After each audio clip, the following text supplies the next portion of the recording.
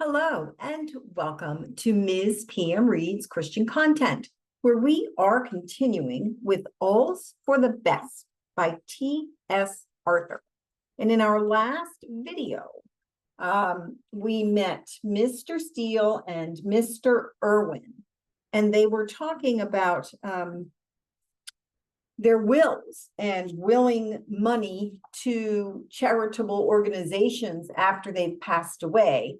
And basically, the joy, if you've got the money and you're just holding it to give it away after you've passed, then you could maybe get more joy out of giving it now and seeing the repercussions of donating to a nonprofit organization. So that's what their discussion was. We are now in a new chapter, and oh, goodness, I'm not sure how I feel about this one. This is chapter 9, and it's entitled, Was It Murder or Suicide? I don't know. This could be a touchy topic. Who is that young lady? A slender girl, just above the medium height, stood a moment at the parlor door and then withdrew. Her complexion was fair but colorless. Her eyes so dark that you were in doubt on the first glance whether they were brown or blue. Away from her head and temples, the chestnut hair was put far back, giving her a finely cut and regular features in intellectual cast. Her motions were easy, yet with an air of reserve and dignity. The question was asked by a visitor who had called a little while before. My seamstress, answered Mrs Wychoff. Oh, the manner of her visit changed. How the whole character of the woman was expressed in the tone with which she made that simple ejaculation. Only a seamstress? Oh, I thought it was some relative or friend of the family. No. She is a peculiar looking girl, said Mrs. Lowe, the visitor. Do you think so? In what respect? If she were in a different sphere of life, I would say that she had the style of a lady. She's a true good girl, answered Mrs. Wychoff, and I feel much interested in her. A few years ago, her father was in excellent circumstances. Ah, with a slight manifestation of interest. Yes, and she's been well educated and has ridden in her own carriage, no doubt. It's the story of 2/3 of your sewing girls. Mrs. Lowe laughed in an unsympathetic, contemptuous way. I happen to know that it is true that Mary Carson's case, said Mrs. Wychoff. Mary Carson, is that her name? Yes. Passing from her antecedents, as the phrase now is, which are neither here nor there, said Mrs. Lowe with coldness, or rather coarseness of manner, that shocked the higher tone of Mrs. Wychoff's feelings. What is she as a seamstress? Can she fit children? Little girls like my Angela and Grace? I have never been so well suited in my life, replied Mrs. Wychoff.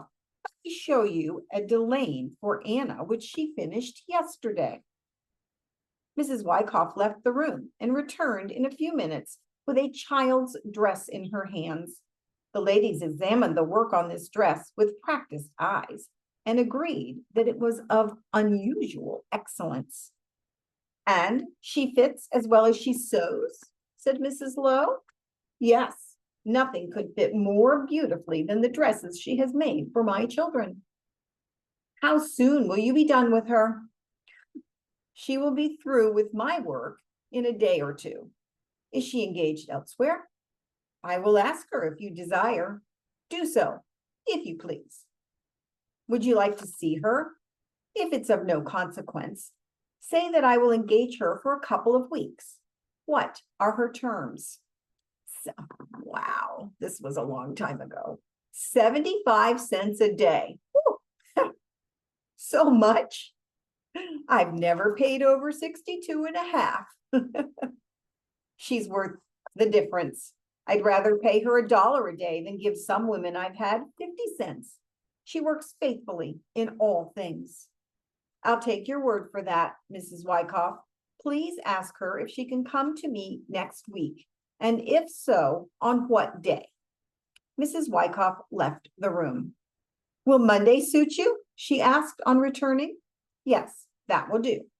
Miss Carson says she will be at your service on Monday. Very well. Tell her to report herself bright and early on that day.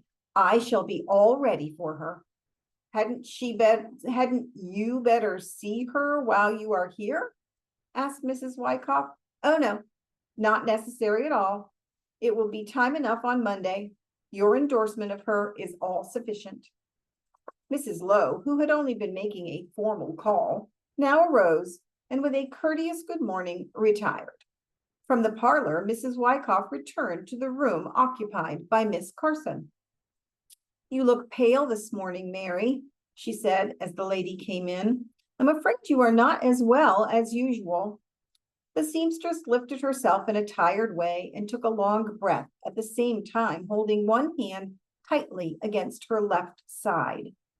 Her eyes looked very bright as they rested with a sober expression on Mrs. Wychoff, but she did not reply. Have you severe pain there, Mary? The voice was very kind, almost motherly. Not very severe, but it aches in a dull way. Hadn't you better lie down for a little while? Oh, no, thank you, Mrs. Wychoff. And a smile flitted over the girl's sweet, sad face, a smile that was meant to say, how absurd to think of such a thing. She was there to work, not to be treated as an invalid. Stooping over the garment, she went on with her sewing. Mrs. Wychoff looked at her very earnestly and saw that her lips were growing colorless, that she moved in a nervous way and swallowed every now and then. Come, child, she said in a firm tone, as she took Miss Carson by the arm. Put aside your work, lie down on that sofa. You are sick. She did not resist, but only said, not sick, ma'am, only a little faint. As her head went heavily down upon the pillow, Mrs. Wychoff saw a sparkle of tears along the line of her closely shut eyes. Now, don't stir from there until I come back, said the kind lady, and left the room.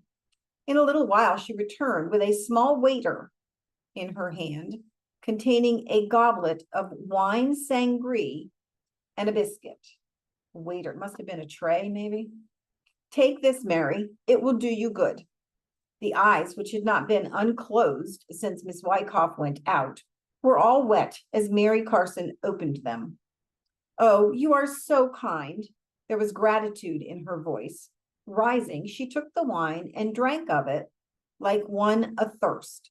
Then taking it from her lips, she sat as if noting her sensations. It seems to put life into me, she said, with a pulse of cheerfulness in her tones. Now eat this biscuit, said Mrs. Wychoff, as she held the waiter near. It's got to be a tray. The wine drank and the biscuit eaten, a complete change in Miss Carson was visible. The whiteness around her mouth gave place to a ruddier tint. Her face no longer wore an exhausted air. The glassy luster of her eyes was gone. I feel like myself again, she said as she left the sofa and resumed her sewing chair. How is your side now? Asked Mrs. Wychoff. Easier. I scarcely perceive the pain. Hadn't you better lie down still a while longer? No, ma'am. I am all right now. A weak spell came over me. I didn't sleep much last night, and that left me exhausted this morning and without any appetite. What kept you awake? The dull pain in my side for part of the time. Then I coughed a good deal, and then I became wakeful and nervous. Does this often occur, Mary? Well, yes, ma'am. Pretty often of late. How often? 2 or 3 times a week. Can you trace it to any cause? Not certainly. To cold? No, ma'am. Fatigue? More than that, anything else, I think. And you didn't eat any breakfast this morning. I drank a cup of coffee, but took no solid food. Couldn't have swallowed it, ma'am.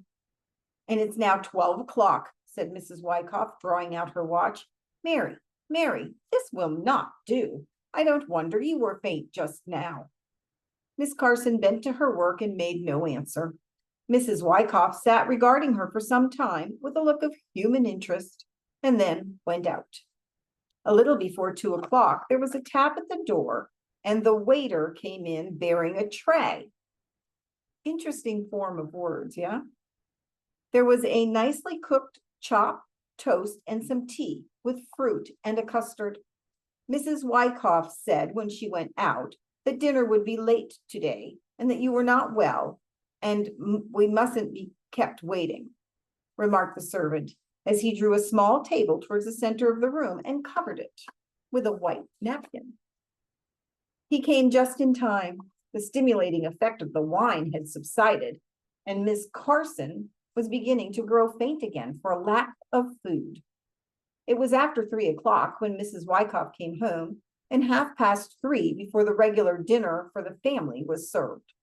She looked in a moment upon the seamstress, saying as she did so, "You've had your dinner, Mary?"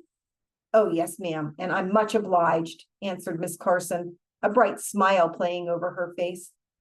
The timely meal had put new life into her. "I knew you couldn't wait until we were ready," said the kind-hearted, thoughtful woman, "and so told Ellen to cook you a chop and make you a cup of tea. Did you have enough?" "Oh, yes, ma'am, more than enough." "You feel better than you did this morning?" "A great deal better. I'm like another person." "You must never go without food so long, Mary. It's a little better than suicide for one in your state of health." Mrs. Wychoff retired and the seamstress went on with her work. And I have a note to stop there because we've been going long enough for this video, and we'll find out what happens. And does Mary ever make it to Mrs. Lowe and all that fun sort of thing. So thank you for joining me. I hope you're enjoying the story. I do want to remind you, go ahead if you want to keep track of when a new video posts. You want to subscribe to the channel, it's free, and click that bell tab, and then you'll get a notification every time I post a new video. All right, you guys, I hope you have a blessed day and get plenty to eat. Yes. All right. See you next time.